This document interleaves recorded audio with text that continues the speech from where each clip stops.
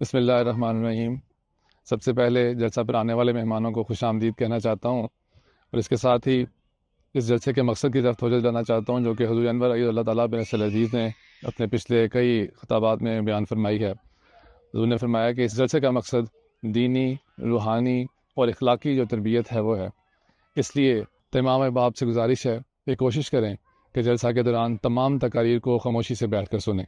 اور بالخصوص اسی طرح حضور انور علی اللہ بن عزیز کی موجودگی میں بھی اس چیز کو لازمی بنائیں کہ تمام احباب خاموشی کے ساتھ حضور انور کی باتوں کو سنیں، کیونکہ امام کی بات کو سننا اور واعظ سننا یہ بہت ضروری ہے، اور اس کے بعد ہی انسان اگر بات کو سنے تو اس پر اطاعت کر سکتا ہے اور اس پر عمل کر سکتا ہے۔ اسی طرح جب تقاریر ہوں تو کوشش کریں کہ تمام تقاریر کو سنیں،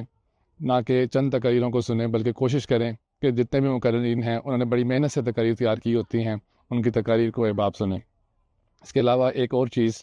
جو ضروری سمجھتا ہوں کہ حضور بیان کر دینی چاہیے، وہ یہ ہے کہ جب حضور انور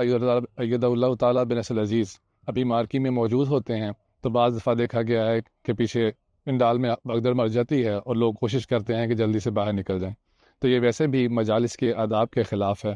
اور کوشش کیا کریں کہ جب اسٹیج سے کوئی بھی آواز آئے، جو مجالس کے آداب ہیں ان کا تقاضا یہی ہوتا ہے کہ ان کی بات کو خاموشی سے سنا جائے۔ اسی طرح کوشش کریں کہ گھر سے بچوں کو بھی یہ بات سمجھا کے لائیں کہ مارکی میں خاموشی سے بیٹھنا ہے، اور ابھی سے ان کی اس معاملے میں تربیت کریں،